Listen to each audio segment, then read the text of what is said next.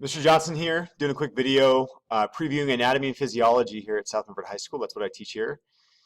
Is this a class that you're interested in taking, your junior or senior year? What is it about? How hard is it?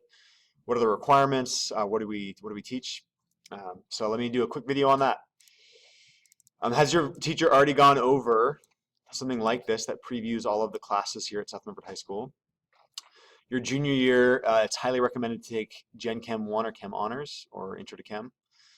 Another advanced class to take among this list is Anatomy and Physiology, a class that really prepares you well for, I would say, a host of medical jobs, from CNAs to RNs to surgeons, to being an orthodontist, to being a sports athletic trainer, to being a physical therapist, everything. And this is a great intro class to that, to all of those professions. So do you belong in anatomy? It is a difficult class. So the requirements I would have for this class, I would say the students that are the most successful have all of these four, if you guys read this. Do you have honors biology?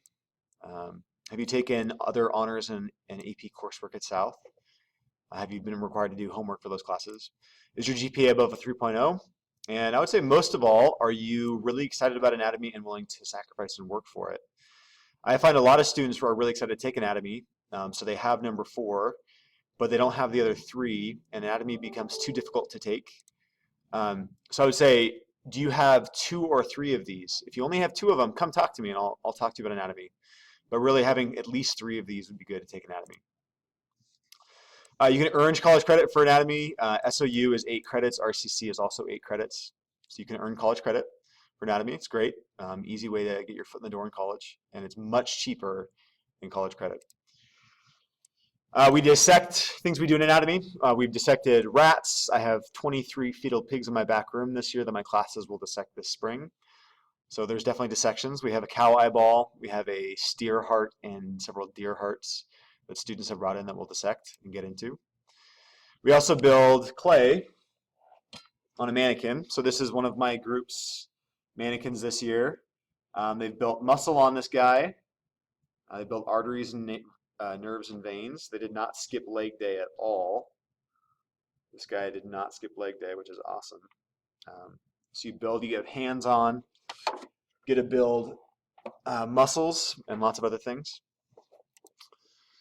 Also, just to give you guys a quick preview of what goes on, we also talk about the skin. That's the first big unit we talk about is the skin. So acne, athlete's foot, dry skin, even random things like, can a human and a unicorn produce viable offspring? And you guys think that I'm joking. So come take my class if you want to learn more about cutaneous horns. I would say a number one benefit that I would say most students get excited about anatomy is when they go to a doctor's visit or they have a visit with their physical therapist, have an appointment. They can actually talk about their body. They actually understand what's going on. So this is a picture from one of my students. This is a section of skin from their neck that they removed. It was skin cancer. And he knew everything that was going on. He knew that the most common kinds of skin cancer, the most deadly. And that's a good feeling to know, to talk the language of a medical professional. Another student, say hi. Hi. Say wave hi. Hi. You guys like the shirt? It's an awesome shirt. This anatomy is a great class. Even asking something as silly as saying if Obama's mole is cancerous, we'll find out the criteria to evaluate moles if they're cancerous. Some of you have a lot of moles. It's good to know the rule for that.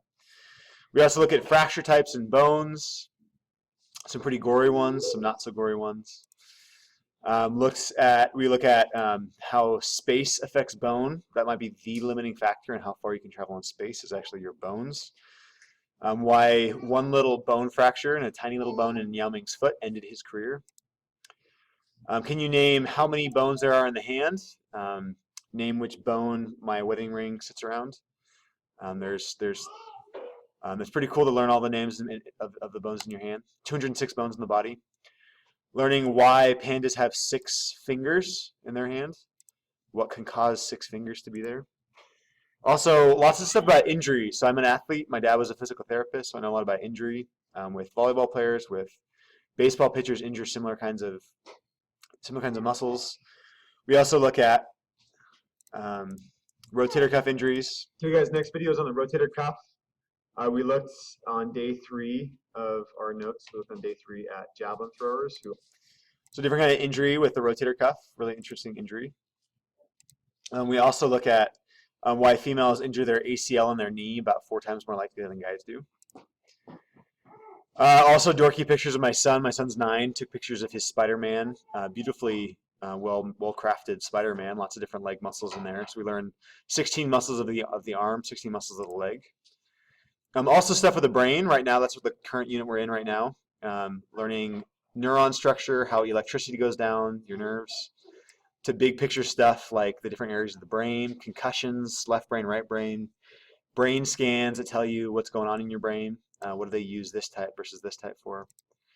Also, why was Einstein so smart? What was so different about his brain? Shockingly, his brain was actually smaller than the average brain. We study, that's just a little preview, we study 11 different organ systems in anatomy throughout the whole year. Hope you guys are interested in that kind of stuff. Again, it's a rigorous class. So are these 4 criteria, do you have 2 or 3 of them or all of them? I think anatomy might be a class for you. If you're someone who doesn't have any of these, but you definitely have number 4, come talk to me, and I'll talk to you about what it would take to qualify to be in anatomy for next year. Thanks, guys.